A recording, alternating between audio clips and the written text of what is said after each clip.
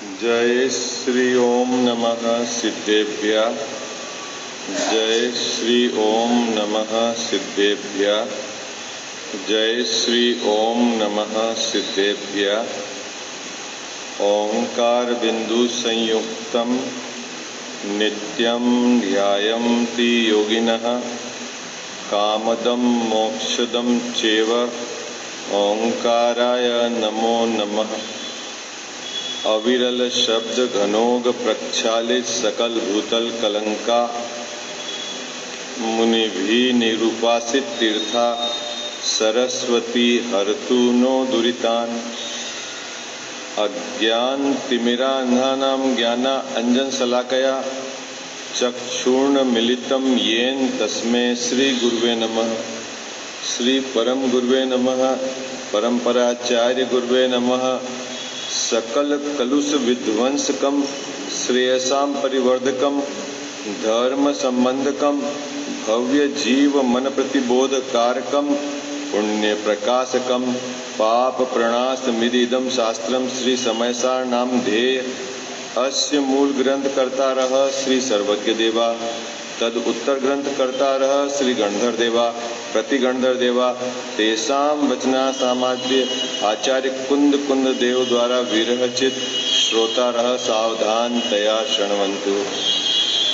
मंगलम भगवान वीरो मंगलम गौतमो गणी मंगलम कुंद कुंदार्यो जैन धर्मोस्तु मंगलम सर्व मंगल मांगल्यम सर्व कल्याण कारकम प्रधानम सर्वधर्माणाम जैनम जयतु शासनम जैनम जयतु शासनम जैनम जयतु शासनम। नमः श्री समयसाराय स्वानुभूत्याश्चकासते चित् स्वभावाय भावाय सर्वभावान्तरे छिदे। वंदितु सव्व सिद्धे ध्रुवमचल मनोवम गतिम पत्ये वोक्षामि समय पाहुर मीणमो सुत केवली भणिदम। जय बोलो देव शास्त्र गुरु की जय। इसको बंद कर दे भाई पंखे को। ये वाला ही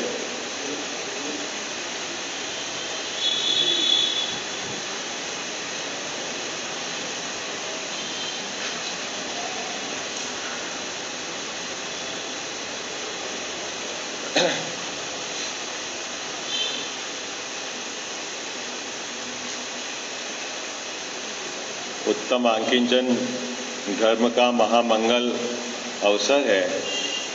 प्रातःकालीन सभा में समयसार ग्रंथाधिराज उसके आधार से अपने त्रिकालीय ध्रुव स्वभाव की चर्चा अपने नियमित चल रही है। कल छठी गाथा पर विचार किया था और उसके भावार्थ को यद्यपि आपको घर पर स्वाध्याय करने का कहा था, ईमानदारी से कितने ने घर पर जाकर भावार्थ पर विचार किया? आप में से पहली बात तो ये बताओ कि समयसार किन किन के घर पे नहीं है? हाँ, आपके यहाँ नहीं समयसार? आप ले जाना यहां से।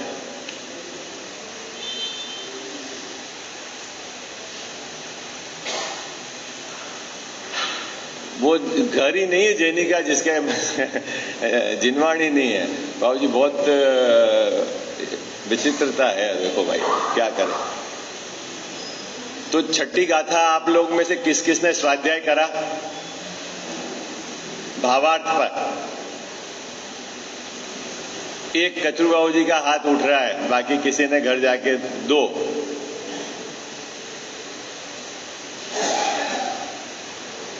थोड़ा अपने पास समय की कमी थी, इसीलिए अपन ने भावार्थ को तेजी से यहां अपन ने लिया था। बचा है कल का दिन बाबूजी, और मुझे गाथा चलाने के विकल्प बहुत हैं।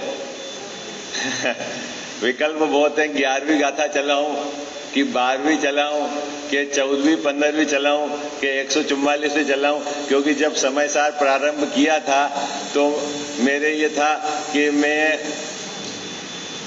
यहाँ पर सब परिचित है, स्थानीय है, तो अपन मूल चर्चा करेंगे तो तेजी से होगी चर्चा, तो वहां तक पहुंच जाएंगे। लेकिन अब देखो जो होना है वही होगा। भावार्थ निकालिए आप, भावार्थ का अंतिम पैराग्राफ है, उस पर 2-5 मिनट चर्चा करेंगे अपन। फिर जो 7वीं गाथा, ये 6ठी 7वीं गाथा का जोड़ा है ना, इस पर चर्चा करेंगे। फिर कल के दिन देखो क्या रहता है, 8 चलाएं, 9 चलाएं, 10 चलाएं, 11 चलाएं, जो हो एक गाथा उसमें से कोई अपन विचार करने के लिए रखेंगे। निकालिए साहब पेज नंबर 16। मिल गया सबको ग्रंथ, पेज नंबर 16। सबसे अंतिम लाइन है। इस पैराग्राफ पर विचार करना है अपने को, बहुत शांति से विचार करना है। दिक्कत क्या है? सबसे बड़ी दिक्कत, बहुत सारे जीवों को धर्म बुद्धि है, धर्म की भावना है, सुखी होने की भावना है, और उस उद्देश्य से वो जिनेंद्र भगवान के समीप भी आते हैं और जिनवाणी के समीप भी आते हैं, दोनों बातें।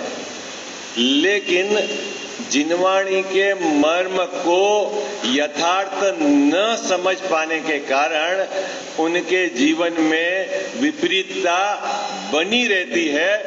वो जो गड़बड़ी है वो बराबर समझना है। यद्यपि प्रकरण काफी बड़ा है, 4 प्रकार के अनुयोग में कथन है ना, और चारों अनुयोग वीतरागता को ही पुष्ट करते हैं।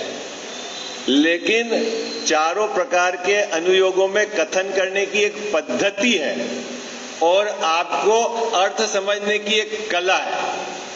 और पद्धति क्या है यदि आप नहीं समझ पाए तो आप उन्हीं आगम का अभ्यास करके गलत अर्थ निकाल लेते हैं। आई बात समझ में? उन्हीं आगम का अभ्यास करके वो थोड़ी सी बात यहां छाबड़ा साहब ने भावार्थ में स्पष्ट की है, थोड़ी बात, क्योंकि यह ग्रंथ निश्चय का है ना। आचार्य अमृतचंद सूरी महाराज ने उसकी जो टीका करी भावार्थ, उसमें उन्होंने जो उनका जो न्याय प्रमुख शैली थी उसके आधार से उन्होंने बात कह दी। लेकिन जगत के जीवों में गड़बड़ न हो जाए, कथन पद्धति को समझने में गड़बड़ न हो जाए, इसीलिए जयचंद जी साहब ने, छाबड़ा साहब ने भावार्थ को थोड़ा हल्का कर दिया। हल्का कर दिया है मतलब जन सामान्य के समझ में आ जाए। लेकिन मुझे ऐसा लगता है कि जन सामान्य भी इसको सीधा पढ़ेंगे तो अर्थ निकाल पाएंगे ना पाएंगे, तो उसकी चर्चा भी करनी चाहिए। आई बात समझ? तो पेज नंबर अपना क्या है? 16। देखो क्या यहां यह भी जानना चाहिए, सबसे अंतिम पंक्ति, ऊपर का तो पैराग्राफ है, आप वापस घर से स्वाध्याय करना बहुत शांति से। आज नीचे के पैराग्राफ पर अपन चर्चा कर रहे हैं। यहां यह भी जानना चाहिए, जिनमत का कथन स्यादवाद रूप है। क्या जिनेंद्र भगवान का जो कथन है या आगम में जो कथन पद्धति है ना, अपन बोलते हैं ना स्यादवादमयी। स्यादवादमयी मतलब क्या? जिनवाणी में कथन किसी अपेक्षा से किया जाता है। क्यों? कि वाणी में, शब्द में, भाषा में इतनी ताकत नहीं है कि वह सभी अपेक्षा को एक साथ कह दे। वस्तु में अनंत धर्म है, लेकिन वाणी की क्या मर्यादा है? भाषा में तो एक धर्म की मुख्यता से कथन होगा। जब एक धर्म की मुख्यता से कथन होगा तो वस्तु में अनंत धर्म कहीं चले नहीं जाते, उनका अभाव नहीं होता, वस्तु में वो विद्यमान रहते हैं। आई बात समझ में? क्या स्यादवाद का अर्थ समझ गया आप नपेंद्र भाई साहब? स्यादवाद का मतलब किसी अपेक्षा से, आगम में किसी अपेक्षा से कथन है। यहां शुद्ध नय है ना, त्रिकाली ध्रुव भगवान, उसका जो कथन है किस अपेक्षा से कि यह आश्रय करने योग्य है। आई बात समझ, इसकी मुख्यता से कथन है। और यदि आश्रय नहीं किया, जो त्रिकाली ध्रुव भगवान द्रव्य स्वभाव की मुख्यता से जो कथन है, तो अपनी परिणति में धर्म प्रकट नहीं होगा, इस अपेक्षा से यहां कथन है। लेकिन कोई यह माने, क्या माने कि पर्याय स्वभाव वस्तु में होता ही नहीं है, तो वह भी मिथ्यात्व है। क्या बात समझ में आई है आपको? पर्याय स्वभाव उसका सर्वथा नहीं मानना तो भी मिथ्यात्व है, और जो पर्याय स्वभाव का विषय है उस पर आपको एकाग्र होंगे तो भी आपका संसार समुद्र पार नहीं होगा। ये बैलेंस चाहिए। हाँ क्या अजीत भैया, सुबह का समय है ना, तो विचार तो कर सकते हो, फ्रेश हो, सब फ्रेश, रात्रि में सबने विश्राम किया है ना बाबू जी, तो थोड़ा सा आप विचार कर सकते हो। यहाँ क्या कह रहे हैं, देखो, इसीलिए अशुद्ध नय को सर्वथा असत्यार्थ न माना जाए। अशुद्ध नय मतलब जीव राग वाला है, जीव की पर्याय में राग है, जीव के गुणस्थान आदि भाव होते हैं, ऐसा कहा जाता है, वो अशुद्ध नय से कहा जाता है। और आप ऐसा न मान लो कि जीव के गुणस्थान होते ही नहीं है, सर्वथा होते ही नहीं है, तो वो गलत है। भाई आई बात समझ में? क्या चले आगे, क्योंकि स्यादवाद प्रमाण से शुद्धता और अशुद्धता दोनों वस्तु के धर्म है, और वस्तु धर्म वस्तु का सत्व है, वस्तु की सत्ता में है बाबूजी दोनों धर्म। अभी इसी समय मेरी पर्याय में राग द्वेष विद्यमान है और मेरा द्रव्य स्वभाव शुद्ध है, और दोनों वस्तु में है और दोनों से वस्तु की सत्ता है। ऐसा नहीं है कि अभी जो अपन चर्चा कर रहे हैं तो मेरे में राग द्वेष है ही नहीं, सर्वथा है ही नहीं, ऐसा नहीं है। तो ये क्या चक्कर है महाराज? आप या तो बोलो हमको कि हम ऐसा माने कि राग द्वेष है भी और मैं शुद्ध भी हूं, या आप बोलो कि राग द्वेष वाला माने। ये क्या चक्कर है? क्या माने हमारे को समझ में नहीं आ रहा। नहीं बाबू जी, नहीं। या तो आप कहो कि व्यवहार न्याय का जो विषय है उसको स्वीकार कर लें, या आप कहो कि निश्चय न्याय का जो विषय है उसको हम स्वीकार कर लें, या आप कहो प्रमाण का विषय जो व्यवहार निश्चय दोनों को एक साथ कहता है उसको स्वीकार कर लें। किसको स्वीकार करें? क्योंकि हमको तो हमारी परिणति में धर्म प्रकट करना है। बात समझ में आई आपको? क्या अरे क्या आपका मुंह ऐसा लग रहा है मुझे कि बात समझ में नहीं आ रही है? कभी आपके पास 3 रास्ते हैं, 3 रास्ते हो गए ना बाबू जी, मोटे मोटे, है ना।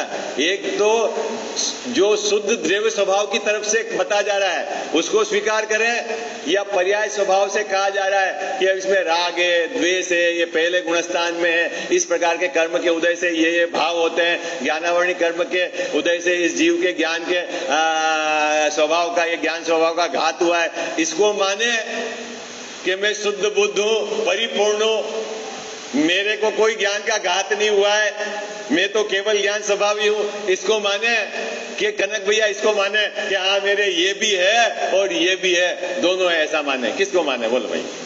है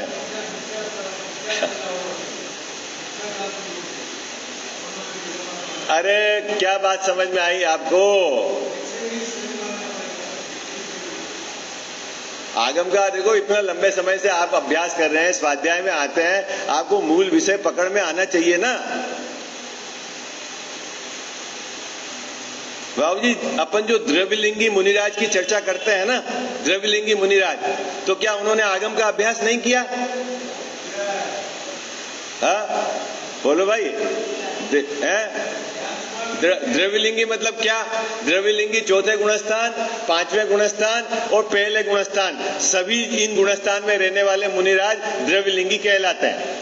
ठीक है, अब मैं यहाँ जो द्रव्यलिंगी की बात कर रहा हूँ वो जो पहले गुणस्थान में है और जिनके बाहर में 28 मूल गुण का निरतिचार पालन होता है। गुणस्थान कौन सा है?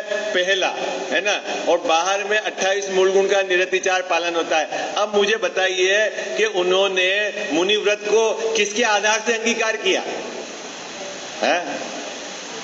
तो उन्होंने चरणान्योग के ग्रंथ का अभ्यास किया ना भाव जी, चरणान्योग के ग्रंथ का अभ्यास किया ना, उन्होंने अणुव्रत और महाव्रत का अभ्यास किया ना, और आगम से अभ्यास करके ये निकाला। उन्होंने क्या निकाला कि जो अणुव्रत है ये धर्म है गृहस्थ के, और महाव्रत है ये मुनि के धर्म है, क्योंकि आगम में ऐसा कहा गया है कि ये गृहस्थ धर्म है और वो मुनि धर्म है। सागार और अनागार दो प्रकार की व्यवस्था है ना, कथन है ना, है। अभी वो जो 28 मूल गुण उन्होंने उसको धर्म माना, कहां से? आगम को पढ़कर। तो आगम में कथन पद्धति की विविक्षा न समझकर उन्होंने क्या, जो मुनिराज के जीवन में 3 चोकड़ी कसाय के अभाव के साथ रहने वाला शुभ राग 28 मूल गुण पालन करने का, उसको व्यवहार से चरणान्योग में धर्म कहा है, और उसने उस व्यवहार धर्म को निश्चय मानकर इतनी दृढ़ता से अपने जीवन में उसको अनुसरण करा कि बस मेरा कल्याण हो जाएगा। लेकिन वह 90 ग्रेव्य तक तो गया, लेकिन उसकी परिणति में धर्म प्रकट नहीं हुआ। बाबूजी बराबर है? ऐसा मत समझना कि उसने आगम का अभ्यास नहीं किया। ये चर्चा मैं आपसे इसलिए कर रहा हूं कि अपने यहाँ सभा में बैठे भी कोई जिसके कुछ जचे पढ़ लेता है, सबने अपनी कल्पना में धर्म मान रखा है, ये नहीं चलेगा भाई। पोपाबाई नो राज नहीं है, आप अपनी मर्जी से किसी को भी धर्म मान लो। अरे आपकी मर्जी से धर्म होना होता तो अनादि से परिभ्रमण नहीं हुआ होता। भाव भाव में आपने ये काम किया है। आई बात समझ में? अपनी मर्जी को तो एक तरफ रख दो, और आचार्य देव क्या कह रहे हैं उसमें भी उनकी कथन पद्धति को समझकर वस्तु स्वरूप को समझो। प्रथमान योग में कथन पद्धति ऐसी है बाबूजी कि महापुरुषों के जीवन को पाप और पुण्य के फल के आधार से बताकर जीव को धर्म में लगाया है। जब पुण्य का उदय आएगा तो बताएंगे उसके ये हुआ, और पाप का उदय आया तो ये प्रतिकूलता हुई। लेकिन वहां ये नहीं समझना कि पुण्य से अनुकूलता मिलेगी। अरे भाई वहां ये समझाया गया है कि पुण्य पाप दोनों छोड़ना है। आई बात समझ में? और पद्मावती योग में तो कथाएं भी आई है, उसकी भी थोड़ी गहराई से वास्तविकता से विचार करना है। नहीं आप बोलते हो अंजन चोर ने तो क्या कर ली, आकाशगामिनी विद्या सिद्ध कर ली। कैसे सिद्ध कर ली? साहब रात में जा रहा था तो क्या है, एक सेठ जी छीके पे चढ़ रहे थे, उतर रहे थे, चढ़ रहे थे, उतर रहे थे। क्या है? तो सेठ जी ने बोला कि भैया नमोकार मंत्र बोलो और एक एक काट दो। नहीं जन साहब, अब उसको नमोकार मंत्र तो याद नहीं। प्रथमान योग में कहता है ना, नमोकार मंत्र तो याद नहीं, वो बोलता है आणम जाणम कछु नहीं जानम। अब मेरा प्रश्न है, गलत मंत्र बोलने से सिद्धि होती है क्या? है भाई, बुद्ध है ना, अपने धरसेन स्वामी ने उन दोनों की परीक्षा में क्या दिया था? दोनों आचार्य जो आए थे, जो उनके सूत्र में कमी थी, तो उन्होंने सूत्र का जब आराधना की तो क्या हुआ बाबूजी? फल सही नहीं मिला ना। तो मतलब गलत सूत्र बोलने से, गलत नमोकार मंत्र बोलने से आकाशगामी विद्या सिद्ध हो जाती है? तो नहीं, लोग बोलेंगे साहब मंत्र से क्या लेना देना, उनको तो भगवान पर विश्वास था। अरे भगवान पे क्या विश्वास था? वो तो बोल रहा था सेठ वचन प्रमाणम।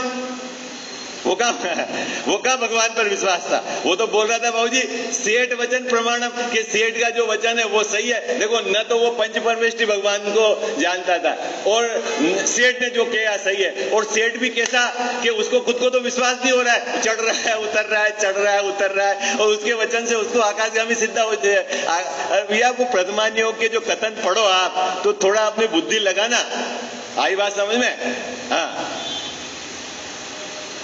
पद्धति है, इतनी 2000 वर्ष की पद्धति है, उसमें बहुत सारी मिलावट है, बहुत शांति से विचार करना। आई बात समझ में आप? यहां क्या कह रहे हैं, क्या कह रहे हैं यहाँ पे बाबूजी? दो है, अशुद्ध नय से भी कथन है और शुद्ध नय से भी कथन है, और प्रमाण है ना, अशुद्ध शुद्ध दो तीनों। अब मैं किसको स्वीकार करूं? मेरी परिणति में धर्म प्रकट करने के लिए किसको मैं मुख्य करूं? तो उसका यहाँ उत्तर दिया है आचार्य छाबड़ा साहब ने। देखो क्या कहा है,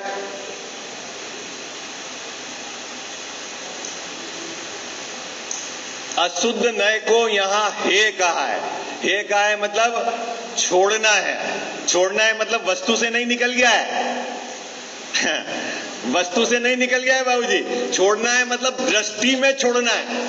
आई बात समझ में? हमारी दृष्टि में कमाल है बाबूजी, हम किसी को मुख्य और किसी को गौण कर सकते हैं। आई बात समझ में आए? हमारी दृष्टि में ये कमाल है क्या कि हम किसी को मुख्य। तो अशुद्ध नय का जो विषय है उसको हे मतलब छोड़ना है। जो हमारी परिणति में राग आदि है वो है, लेकिन दृष्टि के विषय में नहीं है, इसलिए है। तो साहब क्यों छोड़ना है अशुद्ध नय के विषय को? तो यहाँ कह रहे हैं कि अशुद्ध नय का जो विषय है उस पर यदि आप एकाग्र होगे तो संसार बढ़ेगा। क्या कह रहे हैं? अशुद्ध नय का जो विषय है वो संसार है, और संसार में आत्मा क्लेश भोगता है। जब स्वयं परद्रव्य से भिन्न होता है तब संसार छूटता है और क्लेश दूर होता है। परद्रव्य से भिन्न मतलब परद्रव्य और परभाव, उनसे जब भिन्न होता है तो कैसे भिन्न होता है? तो उसको यहाँ समझना है कि जो शुद्ध नय का उपदेश है वह प्रधान है, वह अनुसरण करने वाला है, उस पर एकाग्र होना है। साथ तो फिर प्रमाण पे क्यों नहीं होवे? वो तो शुद्ध और अशुद्ध। देखो भाई, अगर आपके विषय में दो प्रकार के भेद होंगे तो निर्विकल्पता नहीं आएगी। ये एक बात पकड़ लेना। मैं शुद्ध भी हूं और मैं अशुद्ध भी हूं, मैं शुद्ध भी हूं तो फिर क्या होगा बाबूजी? किस पे एकाग्र होगा? किस पे एकाग्र होगा? मैं पर्याय से तो अशुद्ध हूं, द्रव्य स्वभाव से शुद्ध हूं, तो किस पे एकाग्र होगा? और जब तक एकाग्र नहीं होगा तो निर्विकल्प दशा नहीं आएगी। इसीलिए जो द्रव्य स्वभाव से कहा गया आत्मा शुद्ध है, उसी को एकाग्र, उसी का आश्रय लेना है। आई बात समझ में?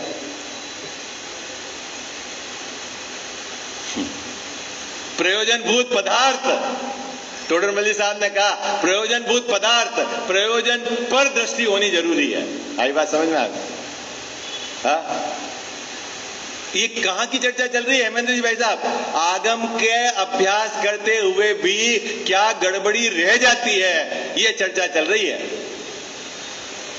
कितनी सावधानी से हमको बैलेंस बनाकर रखना है। थोड़ा सा भी अनबैलेंस हो गया तो ये एकांत में चला जाएगा। ये बात है, ठीक है? समझ में आ गई आपको? हाँ जी या ना जी? क्या समझ में आई? क्या समझ में आई?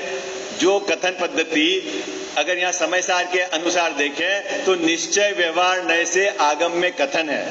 व्यवहार नय के कथन भले वस्तु में सत्य है, वस्तु में है, लेकिन आश्रय करने योग्य नहीं है, क्योंकि उनका आश्रय करने से संसार बढ़ता है। और निश्चय नय का कथन उसका आश्रय करना है। आश्रय करना है मतलब ऐसा ही मैं हूं स्वीकार करना है ना? और जब अनुभूति होती है तो निश्चय नय का विकल्प टूट जाता है और निश्चय नय का विषय विद्यमान रहता है। आई बात समझ में आई क्या? और भगवान आत्मा अनुभूति में ही प्रकट होता है। ये बात समझ लेना। क्या बात समझ लेना? भगवान आत्मा अनुभूति में ही प्रकट होता है और अनुभूति के काल में ही सम्यक दर्शन उत्पन्न होता है। आई बात समझ में आई?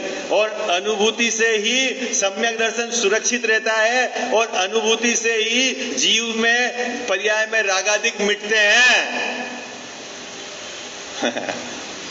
ये अनुभूति शब्द को हटा के मैं शुद्ध उपयोग बोलता हूं। शुद्ध उपयोग से ही शुद्धि प्रकट होती है, शुद्धि की रक्षा होती है और शुद्धि की वृद्धि होती है। देखो सब कठिन तो लग रहा है, समझना पड़ेगा। कोई पोपाबाई नो राज नहीं, बिल्कुल नहीं। एकदम ऐसा नहीं है कि कोई कहानी किससे करके बोले कि काम हो जाएगा, ऐसा है नहीं, बिल्कुल नहीं। और मुझे ये पता है कि यहाँ सभा में बैठे हुए जो भी हैं उनमें से कम 40-50% पोस्ट ग्रेजुएट है। बाबूजी पोस्ट ग्रेजुएट मतलब मास्टर डिग्री है उनके पास। तो वो ये कहे कि हमको ये बात समझ में नहीं आती, तो ये बात मेरे गले नहीं उतर रही। आ रही है? अरे वो बोलने वाला काम तो, ये तो पंडिताई हमारे माथे पड़ गई है, ये बेकार है, आप ये समझ लो।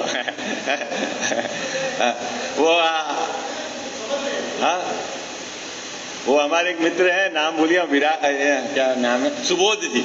वो है पूर्व जन्म में क्या पाप किए जो पंडिताई माथे पड़ गई, ऐसा बोलते हैं कि आप तो रह गए कोरे और लोगों को सुनाने लग गया। उसमें कोई दम नहीं है, आप सुना आपने विषय पकड़ा कि नहीं, मुद्दे वाली बात ही है। यहां क्या कह रहे हैं आचार्य देव, क्या कह रहे हैं कि वस्तु में दोनों सत्य है, दोनों की सत्ता है। किसकी? अशुद्ध नय से जो बताया गया है वो भी वस्तु में है, और शुद्ध नय से जो बताया गया वो भी वस्तु में है, और दोनों एक साथ है, आगे पीछे नहीं, दोनों एक साथ है। ऐसा होने पर भी यदि अशुद्ध नय से जो बताया गया है उस पर यदि एकाग्र हो गए तो उसका फल संसार है, और शुद्ध नय से जो बताया गया है उस पर एकाग्र हो गए तो आपकी परिणति में धर्म प्रकट होगा। ये बात कहना है। आई बात समझ में आ गई? ठीक है, यहां तक समझ में आ गई आपको बात? ठीक। अब 3 प्रकार के व्यवहार तो बाबूजी यहां तक आते आते निषेध कर दिए आचार्य ने, पर द्रव्य और पर भावों से भिन्न।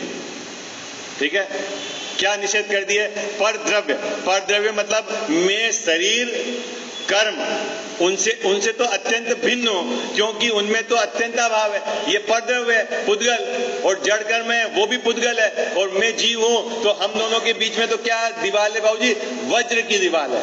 और जो कर्म के उदय से जो रागादि भाव होते हैं वो किसके हैं? वो पर भाव, क्योंकि वो मेरा स्वभाव भाव नहीं है ना।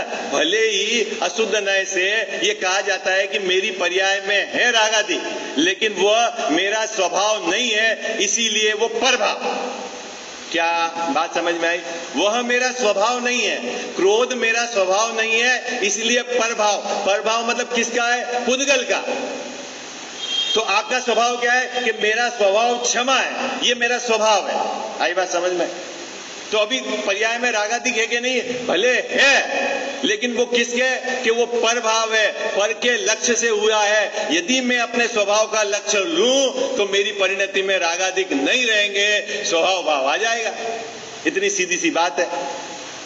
इतनी चर्चा अभी तक हो गई है ना, इस जीव को परद्रव्य और परभाव से भिन्न कर दिया। लेकिन एक बात और है, यदि इसके प्रदेश भेद और गुण भेद यदि इसके विकल्प में रहे तो भी निर्विकल्प अनुभूति नहीं होगी।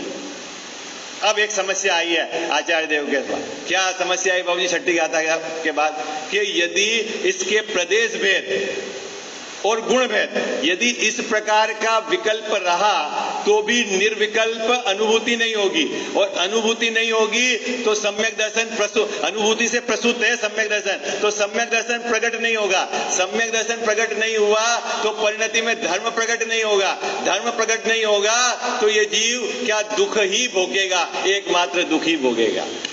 ठीक है, तो अनुभूति के लिए क्या करना? पहले तो जो अपना द्रव्य स्वभाव है वो कैसा है उसका निर्णय करना, और वो द्रव्य स्वभाव में अनंत गुण हैं, लेकिन यदि गुणों के भेद पर जाओगे तो भी आपको निर्विकल्प स्वसंवेदन नहीं होगा। इसीलिए अभेद आत्मा को स्वीकार करने के लिए आचार्य देव, जो शिष्य उस अभेद आत्मा को समझने के लिए निष्णांत नहीं है, परफेक्ट नहीं है, होशियार नहीं है, उसको ये बताते हैं कि ये जो भेद विवक्षा है कि आत्मा में दर्शन है, आत्मा में ज्ञान है, आत्मा में चारित्र है, तो उसको भेद की विवक्षा, भेद दृष्टि को मेटने के लिए ये कहा गया है कि आत्मा में न तो दर्शन है, न तो आत्मा में ज्ञान है, और न आत्मा में चारित्र है। लो, बात पकड़ में आ गई आपको?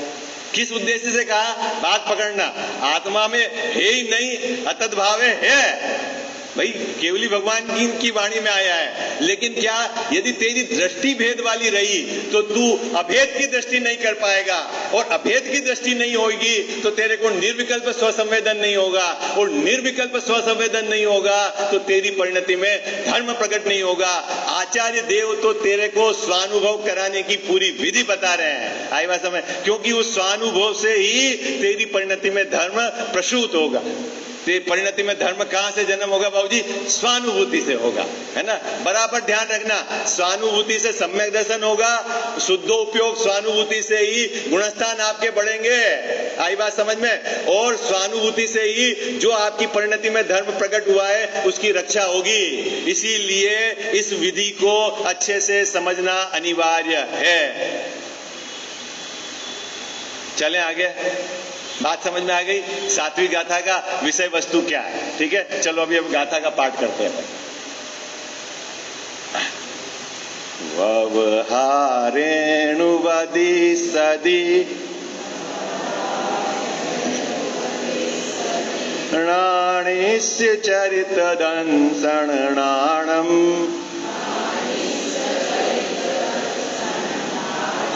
णवीणाणं णचरितम् णदंसणं जाणगो शुद्धो। एक साथ पाठ करेंगे अपन सभी। ववहारेणुवदी सदी णाणिस्य चरितदंसणं णाणम् णवीणाणं णचरितम् णदंसणं जाणगो शुद्धो।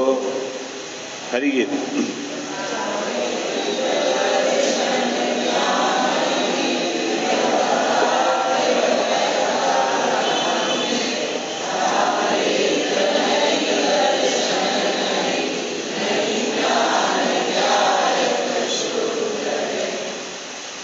भावार्थ, गाथार्थ, गाथा का अर्थ है ना, जस्ट उसके नीचे ज्ञानी के चारित्र, दर्शन, ज्ञान, यह 3 भाव व्यवहार से कहे जाते हैं। क्या कहे जाते हैं बाबूजी? व्यवहार क्यों? व्यवहार क्यों है? आत्मा में ज्ञान है, आत्मा में दर्शन है, आत्मा में चारित्र है, ये बात व्यवहार से कहे जाते हैं। व्यवहार से मतलब असत्यार्थ है, झूठा है। व्यवहार क्यों? देखो भैया 4 प्रकार के व्यवहार नए हैं, वो आपने अपनी नई की क्लास पहले चली थी ना, है ना, तो आप समझे थे आप यहाँ पर है। व्यवहार नए, व्यवहार नए क्या कहता है? देखो भाई थोड़ा सा मैं आपको 5 मिनट में ब्रीफ करता हूं, है ना। एक बात समझ लेना, मैं आपको प्रेरणा की बात बता देता हूं। यदि आपने स्वाध्याय नहीं किया अभी वर्तमान में मनुष्य परिवार में, तो आप समझ लेना कि आप किसी भी तरीके से यथार्थ मोक्ष मार्ग को प्राप्त नहीं कर सकते। और आपने यदि नहीं किया तो ये समझ लेना अपना मनुष्य भाव दांव पे लगा दिया। वो कुछ भी आपको बुरा लगे या अच्छा लगे, आपको स्वाध्याय के लिए समय निकालना ही है यदि आपको अपने भाव भ्रमण को मिटना है तो, और कोई दूसरा उपाय नहीं है। और बराबर आपको आचार्य देव की बात समझनी पड़ेगी। एक बात और समझ लेना, दूसरी बात और है, आपके घर में बच्चे हैं, यदि आपको उनके प्रति मोह भाव है, आप उनके लिए परिग्रह जोड़ रहे हो, पाप की सामग्री जोड़ रहे हो, लेकिन यदि वास्तव में उनका भला चाहते हो तो आप उनको पाठशाला भेजो, उसमें आपका भी भलाई है और ये तीर्थ चलता रहेगा, तीर्थ प्रवर्तन होता रहेगा। आई बात समझ में? आप कितना भी पैसा अगर दे दोगे, संस्कार नहीं है तो वो पतन का कारण है। आई बात समझ में? वो आपका पैसा किस में जाएगा चंदू भाई? किस में जाएगा? वो पतन का कारण है। ये जो भी नीलेश भैया की क्लास यहाँ चलती है, तो है ना, आप अपने बच्चों को नियमित भेजें। और अगर अभी कोरोना काल में डिजिटल है तो डिजिटल, जब वो लौकिक शिक्षा भी डिजिटल के माध्यम से पढ़ रहा है तो एक दिन रविवार के दिन 1 घंटे की क्लास क्यों नहीं आप उसको फोर्सफुली चाहे उसको प्रलोभन देकर आप उससे जोड़ो। नहीं तो ये मंदिर है ना, करोड़ों रुपए आपके दान के दिए हैं, यहाँ विपरीत मान्यता चलेगी 5-25 साल में। मैं बता देता हूं आपको, यदि आपने बच्चों को नहीं दिया, भले ही भवन करोड़ों का तैयार कर दो, लेकिन भवन को संभालने वाले और सही मार्ग को समझने वाले नहीं रहेंगे तो इसी भवन से विपरीत मार्ग चलेगा, आचार्यों के विरोध में। आई बात समझ में आपको? आपका ये लगाया हुआ पैसा ऐसा ही जाएगा, और पाप का पैसा, पाप का कमाया हुआ पैसा तो बारूद का गोला है, जहां जाएगा वहां आग लगाएगा। आई बात समझ में? न्याय नीति से कमाकर अपने जीवन में खबर तो होए क्या करना है मेरे को, है होश तो होए, बेहोश पड़ा हुआ है कि ये मनुष्य भाव जो मुझे जैन कुल मिला है उसकी क्या इंपॉर्टेंस है, क्या कीमत है, किसमें लगा हुआ है, इसको खुद को खबर नहीं है। अपने स्वयं के लिए भी बाबूजी समय नहीं निकाल पा रहा है। क्या स्थिति है? कितने लोगों को ऐसा है, बहुत भयंकर बीमारी हो गई और पता ऐसा लगा जैन साहब कि क्या पता 2-4 दिन जिए नहीं जिए, उस समय तो ऐसा लगा और साहब और इसमें तो चांस मेरा मनुष्य वो चला गया, और ठीक होते हुए फिर वही दौड़, वो बेल जरा सी गाड़ी ऊंची करता, फट गर्दन करके नीचे भागता है।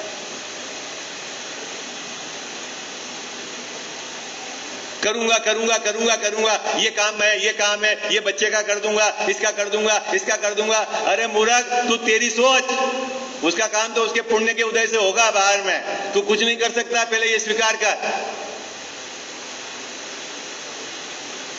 तो ये अंतिम दिवस है, नाराज हो भी जाओ तो हो जाओ, कोई दिक्कत नहीं है। अब हमको तो कल ही प्रवचन करना है बाबूजी, बाकी तो जो रोज की सभा है वो है। आप अगर अपने लिए स्वाध्याय के लिए समय नहीं निकाल सकते हैं तो आप अपने लिए सबसे ज्यादा बुरा काम कर रहे हैं इस भाव का, ये समझ लेना। बस 2 टूक बात है। क्यों कि बिना स्वाध्याय से धर्म का यथार्थ स्वरूप समझ में नहीं आएगा। फिर आप कुछ भी मानो, मेरे हिसाब से ये, मेरे हिसाब से ये, मैं तो ये भी देख लेती हूं, मैं ये भी, जाने दो। अगर इतने आपके हिसाब से चलता होता तो अभी तक तो आप सिद्धालय में विराजमान होते हैं। आई बात समझ में? आपके हिसाब से धर्म नहीं चलता। थोड़ा कहा बहुत मानना। आई बात समझ? अभी क्या चर्चा चल रही है? चर्चा क्या चल रही कि 4 प्रकार के व्यवहार। और नीलेश भाई साहब को तो मैं कह रहा हूं कि पूरी ताकत से अपने को ये काम करना है, क्योंकि आप बच्चों पे लगा रहे हो ना, वो 50 बरस चलेगा, और हमारे में तो ऐसी एबिलिटी नहीं है, योग्यता ही नहीं है कि हम पढ़ा पाए। तो हमको तो सब बुजुर्ग मिले हैं 70 साल के, इनको सिखा भी देंगे तो 1-2 साल रहेगा और तब तो चला जाएगा। असली तीर्थ की तो प्रेरणा आप लोगों से है, जो आप बच्चों को पढ़ा रहे हैं। बहुत साधुवाद है जो पाठशाला पढ़ा रहे हैं। एक हो तो एक, अपने तो एक से काम चलेगा बाबूजी, डरने की बात नहीं, क्योंकि धर्म तीर्थ चलना चाहिए। ये अभी गाथा आ नहीं रही है तीर्थ का प्रवर्तन और तत्व का प्रवर्तन, क्योंकि समय हो गया। बाकी मैं उस गाथा में कहने वाला था ये बात। आई बात समझ में? गाथा 12 है, उसकी चर्चा में कि क्या जरूरी है तीर्थ के केस में और क्या जरूरी तत्व का लोभ भी नहीं होना चाहिए और तीर्थ का लोभ भी नहीं होना चाहिए। आई बात समझ? चलो, थोड़ा कहा, बहुत समझना, समय बहुत तेजी से जा रहा है। विषय अपने को आज ये गाथा पूरी करनी है, ठीक है? क्या विषय क्या था कि 3 प्रकार के व्यवहार तो निषेध कर दिए आचार्य देव ने, निषेध कर दिए। द्रव्य सब परद्रव्य से भिन्न और परभाव से भिन्न, लेकिन जो इसके अनंत गुण है उसमें यदि भेद पड़ता है तो वो भेद भी निर्विकल्प दशा प्रकट नहीं होने देता है, वो भेद भी स्वीकार नहीं है। इसीलिए उस भेद का यहाँ निषेध किया है। प्रदेश भेद और गुण भेद दोनों का निषेध करके अभेद उसको कहते हैं एकत्व। आई बात समझे? 4 प्रकार का व्यवहार की चर्चा है। देखो मैं फटाफट बता देता हूं आपको 5-7-10 मिनट में। व्यवहार नए कहते किसको है, ठीक है? अपनी ये अध्यात्म ग्रंथ के आधार से चर्चा चल रही है अपन, है ना? व्यवहार नए और निश्चय नए, इस ग्रंथ के प्रतिपादन में कुंद आचार्य देव ने बहुत सुंदर बात की। जो मूल विषय, जो आश्रयभूत है, जिसको करना है उसको तो निश्चय नए कह दिया, ठीक है? और बाकी सबको, भले ही वो नीचे वाला नए निश्चय का हो, उसको सबको व्यवहार में डाल दिया। आई बात समझ? एक परम शुद्ध निश्चय नए, उसको तो राजा के रूप में खड़ा करा, और बाकी नीचे के सभी नए, उसको सबको किस में डाल दिया बाबूजी? व्यवहार के रूप में डाल दिया। आश्रय करने योग्य यह है और बाकी सब व्यवहार, ऐसा कह दिया। अभी अपन व्यवहार नए कहते किसको है? देखो व्यवहार नए कैसे होता है? भिन्न भिन्न को अभिन्न कहने वाला।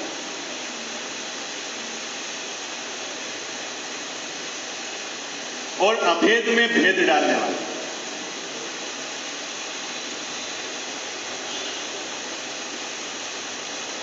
व्यवहार नहीं किसको कहते हैं? जो भिन्न भिन्न है उसको अभिन्न कहता, वो है व्यवहार। और जो है अभेद और उसमें भेद डालता, वो भी है व्यवहार। ठीक है, सरल है, याद हो जाएगा आपको सबको। क्या? जो भिन्न भिन्न है उसको अभिन्न कहता है, तो अलग अलग और कहता एक, है ना। जैसे ये शरीर और आत्मा है अलग अलग, लेकिन कहता एक है, तो ये व्यवहार है ना। मकान दूर है, ठीक है, कहाँ है? भिन्न है, और कहता किसका है? मेरा है ना। है तो भिन्न और कहता क्या है? मेरा है। मंदिर किसका है बाबूजी? मेरा है तो मंदिर भिन्न, मैं भिन्न, मंदिर भिन्न, लेकिन कहता मेरा है। दो भिन्न द्रव्य को अभिन्न कहना यह है व्यवहार। इसकी उपयोगिता है, ऐसा नहीं है कि आचार्य देव ने या जिनेंद्र भगवान की वाणी में आ गया है तो मतलब बिना उपयोगिता है। इतने सारे मंदिर, 33 करोड़ देवी देवताओं में से ये मंदिर मेरा है, ये बताने के लिए वो व्यवहार जरूरी है, उस प्लेटफॉर्म पे जरूरी है।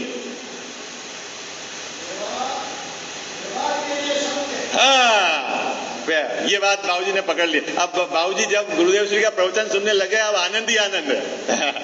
नहीं बाबूजी, आनंद नहीं आ रहा आपको?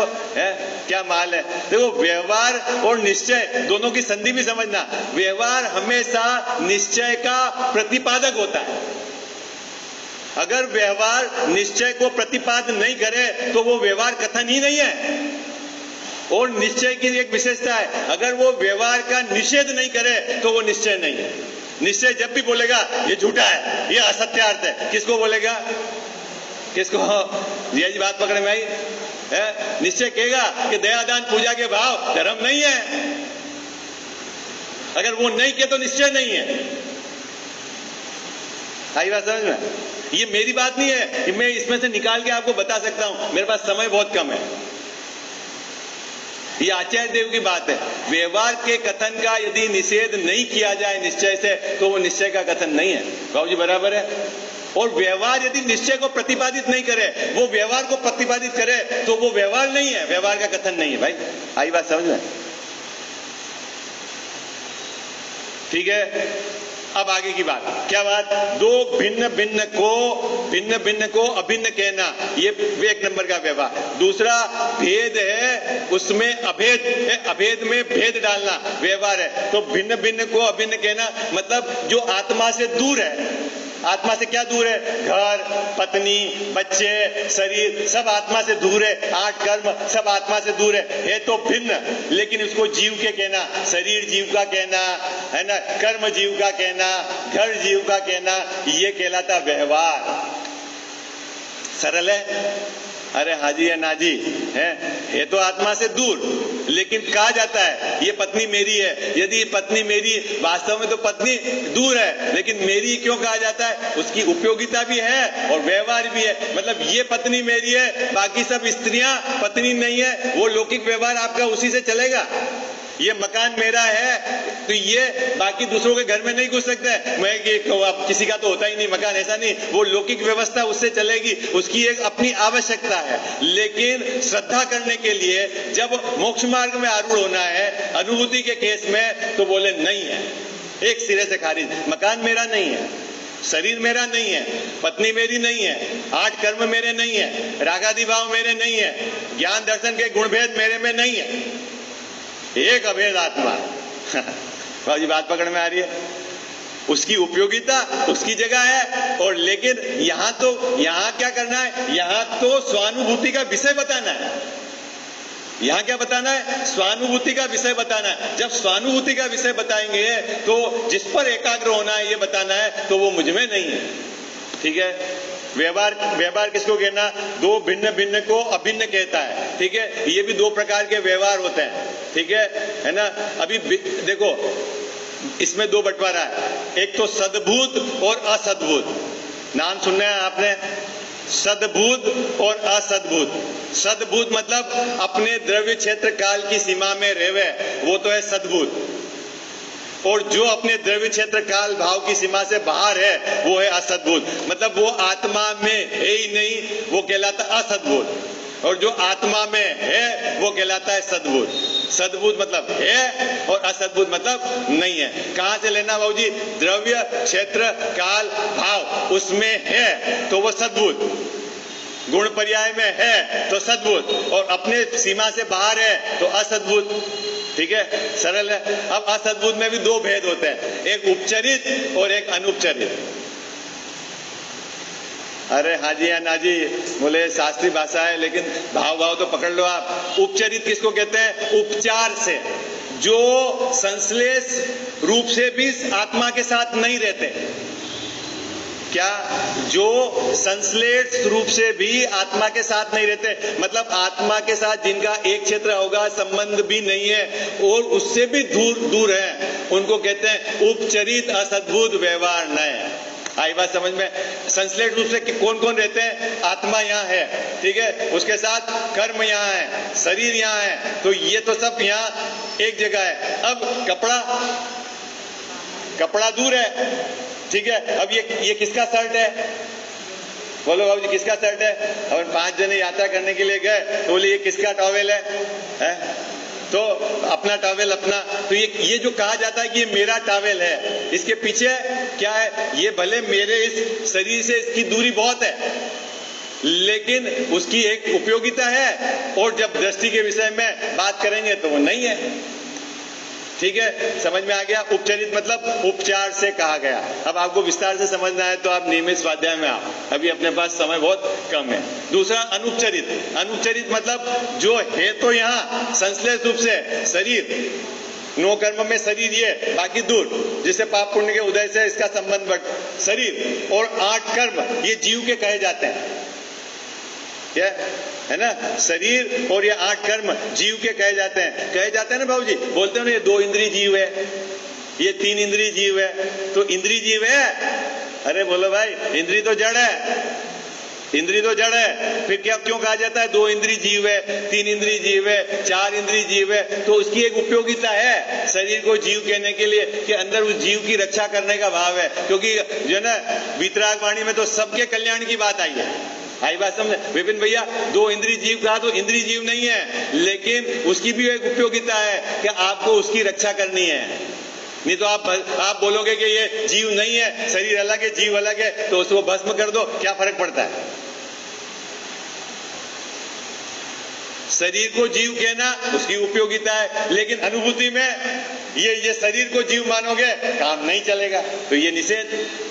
क्यों निषेध किस हिसाब से किया? ये तो परद्रव्य है, ये आत्मा को छूता नहीं, इन दोनों में अत्यंत अभाव है, इसको अलग हटा दिया। कहा उसकी एक उपयोगिता है, हटाया उसकी एक उपयोगिता है। तो है ना, शरीर आत्मा नहीं है, दोनों में वो परद्रव्य है, आत्मा और दोनों में अत्यंत अभाव है, इसकी उपयोगिता है। तो मैं शरीर से भिन्न हूं। कब भिन्न हूं बाबूजी? कब भिन्न? चरणान योग में भिन्न नहीं देखना कि ये चींटी और उसका शरीर भिन्न है, आत्मा तो दिखता नहीं है। और वहां यूं भी मत चलना निज आयु से क्षय से मरे, वो बात ये उछल ग्रहण नहीं करना। हाँ, आई बात समझ में? यहाँ तो अनुभूति का विषय निकालना है। आई बात समझ में आपको? क्या कर्म किसके हैं? वो तो जड़ के हैं। कर्म किसके हैं? जड़ के हैं। जो जड़ कर्म वो तो पुद्गल है, फिर मेरे है ही नहीं, तो मेरे भावों से कर्म बनते नहीं, वो तो परद्रव्य है। आई बात समझ में? तो अपने परिणामों में जो राग द्वेष के कारण दुख है उसको एक्सेप्ट करना, उससे कर्म बंद हो रहा है वो एक्सेप्ट करना, उसको कैसे मेटना है उसकी बात है कि नहीं है? लेकिन है दृष्टि के विषय में। तो अब समझ में आ गया आपको क्या हो गया? सद्भूत असद्भूत में उपचरित असद्भूत और अनुपचरित असद्भूत। अब अंदर आ जाओ आत्मा में। अब आत्मा में विकारी पर्याय सद्भूत, विकारी पर्याय ने मोह राग द्वेष के भाव है लेकिन स्वभाव की दृष्टि से नहीं है, और दूसरे है ना, इसीलिए उसको भी बाहर से हटा दिया कि ये आत्मा के नहीं, उसको भी निषेध कर दिया। अब आगे अंदर में और अनुपचरित सद्भूत, क्या कि आत्मा में ज्ञान है, दर्शन है, चारित्र है, ऐसा भेद है? अतद्भाव से कहा गया है भेद है। ऐसा है कि आत्मा में ज्ञान नहीं है, ऐसी बात तो नहीं है। लेकिन भेद पर दृष्टि रहेगी तो अभेद जो आत्मा है वो दृष्टि में नहीं आएगा, और अभेद आत्मा दृष्टि में नहीं आएगा तो स्वानुभूति नहीं होगी। स्वानुभूति नहीं होगी तो परिणति में सम्यक दर्शन प्रकट नहीं होगा। सम्यक दर्शन प्रकट नहीं हुआ तो धर्म प्रकट नहीं होगा। धर्म प्रकट नहीं होगा तो तेरा संसार परिभ्रमण चालू रहेगा। तो तेरी दृष्टि में भेद को मेटकर अभेद लाना है। इसलिए यह आचार्य देव कहते हैं कि आत्मा में ज्ञान नहीं, आत्मा में दर्शन नहीं, आत्मा में चारित्र नहीं। बात समझ में आ गई? अरे हाँ जी या ना जी, समझ में आ गई कि नहीं आ गई? कौन नियमित स्वाध्याय में आएगा दोनों समय, ये बताओ हाथ। इस 10 लक्षण पर आप कोई नियम तो लो।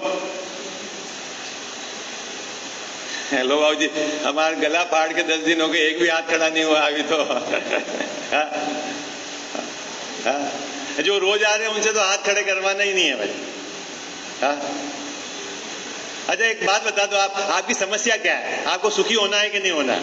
या आपके पास कोई ट्रिक हो सुखी होने की, आपने ढूंढ ली हो, हमको बता देना यहाँ के क्या दिक्कत है। नहीं नपेन भाई साहब, आपके पास कोई कला आ गई हो सुखी होने की, भाई आप भी सुखी होना चाहते हैं, मैं भी सुखी होना चाहता हूं, आपकी कला यहां चर्चा कर लेंगे। अरे क्या दिक्कत है उसमें? एक भी आदमी अपने संसार के काम सब पूरे करके नहीं गया है, नॉट ए सिंगल। क्या नपेन भाई साहब, एक भी आपके पास लिस्ट हो गए उसने संसार के सब काम पूरे कर दिए हो, बता देना। जब अधूरे ही छोड़ के मरना है तो जो रह जाए, क्या दिक्कत है उसमें? नहीं बाबू जी, जब अधूरे ही छोड़ के मरना है तो जो रह जाए तो रह जाए, पूरे तो कर नहीं सकते। फिर किस चक्कर में पड़े हो? हेमंत भाई साहब, आपको तो आना ही है। हाँ, महाभाग्य से आप तो समझ लेना, सेकंड मेरे को तो एक्स्ट्रा मनुष्य बहु मिला है। आई बात समझ में? और कोई मेडल नहीं लगा देंगे पुत्र आपके मरने के बाद गले में। आई बात समझ में? भले आपको बात कड़वी लगे तो कोई बात नहीं, लेकिन महाभाग्य से ये मनुष्य भाव मिला है, ये तो सेकंड लाइफ मिली है अपने को। अब तो अपने को चूकना नहीं है, भाव भ्रमण बैठना है, इतनी ताकत से जुड़ जाना है। अब तो मुझे कुछ नहीं करना, बस यही काम करना है। आई बात समझ में? क्या बचा क्या है अब करने का? है बाबू जी, क्या बचा है अब करने का?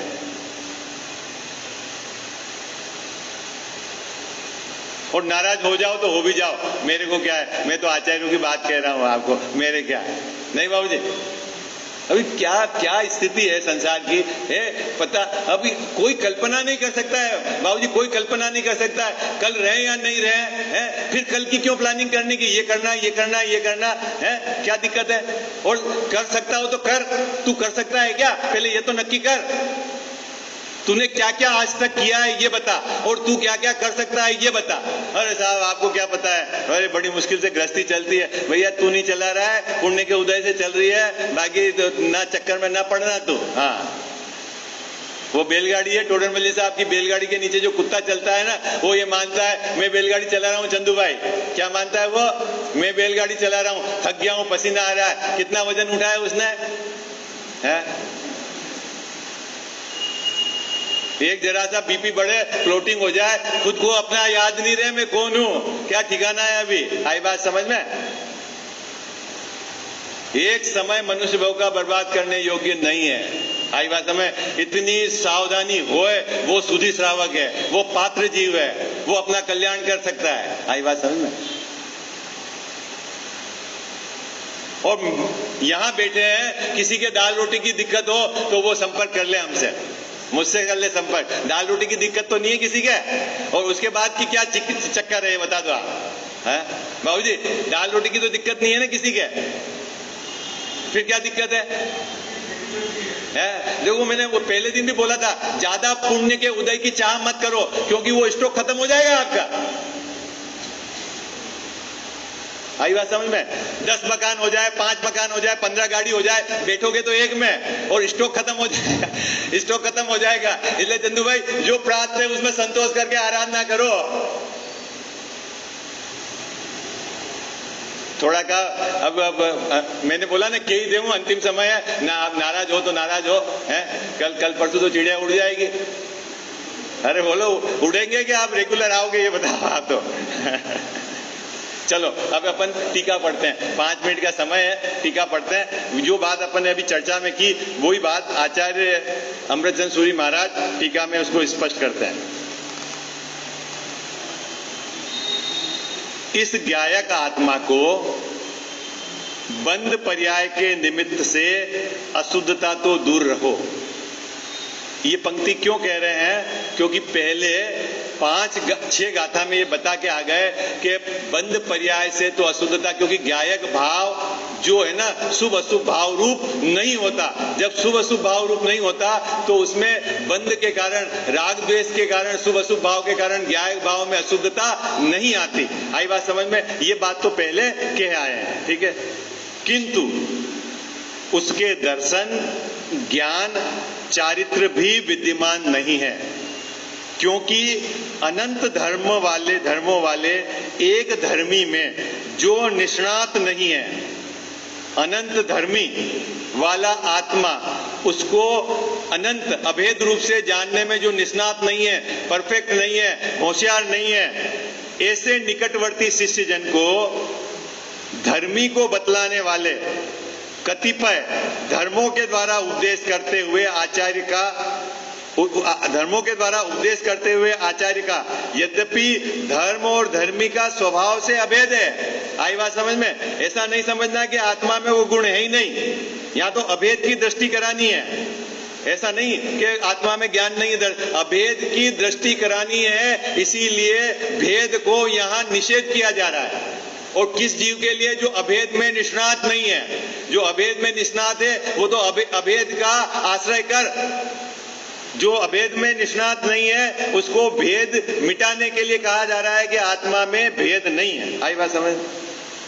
धर्म और धर्मी का स्वभाव से अभेद है, तथापि नाम से भेद करके व्यवहार मात्र से ही ऐसा उपदेश है कि ज्ञानी के दर्शन है, ज्ञान है, चारित्र है। किंतु परमार्थ से देखा जाए तो अनंत पर्यायों को एक द्रव्य पी गया होने से जो एक है, ऐसे कुछ मिले हुए आस्वाद वाले अभेद एक स्वाभाविक तत्व का अनुभव करने वाले को दर्शन भी नहीं है, ज्ञान भी नहीं है, चारित्र भी नहीं है, एक शुद्ध गायक है। बाबूजी जो अभेद गायक का आस्वाद लेता है उसके तो ज्ञान भी नहीं है, दर्शन भी नहीं है, चारित्र भी नहीं। आई बात? क्या क्या सुंदर बात है, क्या कथन पद्धति है, आनंद आ गया। क्या भाई साहब, अभेद का जो आश्रय करता है, जो शिकंजी का आनंद ले रहा है तो उसको नींबू भी नहीं है, शक्कर भी नहीं है, इलायची भी नहीं, शिकंजी का आनंद ले रहा है, अभेद है ना। वो तो वहां अलग अलग भेद है, वहां तो सबके अपने अपने अपने क्षेत्र। ये तो आपको उदाहरण दिया है। आत्मा में तो ज्ञान, दर्शन, अभेद आत्मा का जो आनंद ले रहा है वहां भेद। अब एक सुंदर बात और भावार्थ में की है, भावार्थ तो आपको घर पे पढ़ना है, लेकिन क्या किया देखो, यहां नीचे आओ।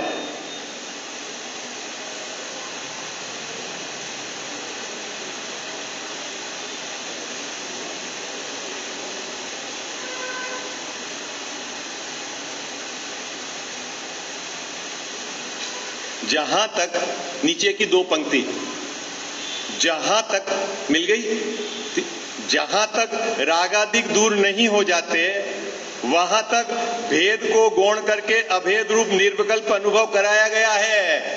बाबू जी कब तक अपने को निर्विकल्प अनुभूति करते रहना है? जब तक पूरे रागादिक नहीं मिट जाते। छद्मस्त जीव, 12वें गुणस्थान वाला तक जीव क्या करे कि अपने अभेद स्वभाव को मुख्य करके स्वसंवेदन करे, है ना। तो ऐसा करने पर क्या होगा कि रागादिक मिटते जाएंगे, और जब वो केवल ज्ञान हो जाता है तो फिर वहां वो तो उसकी जरूरत नहीं है। आई बात समझ में? ये बात कह रहे देखो, वीतराग होने पर भेदा भेद रूप वस्तु का ज्ञाता हो जाता है, वहां नय का अवलंबन ही नहीं रहता, वहां नय की जरूरत ही नहीं। अब ये कोई पंक्ति तो ऐसी जोरदार है, इस पे 1 घंटा आपको समझाया जाए क्या कहा जा रहा है, लेकिन थोड़ा कहा, बहुत समझना। समय हो गया है 2 मिनट। 8वीं गाथा, 9वीं गाथा और 10वीं गाथा, ये 3 गाथा अपन अभी कल नहीं लेंगे, और सीधी 11वीं गाथा के सम्यक दर्शन क्या है सम्यक दृष्टि कौन है उसकी चर्चा है, वो गाथा अपन लेंगे।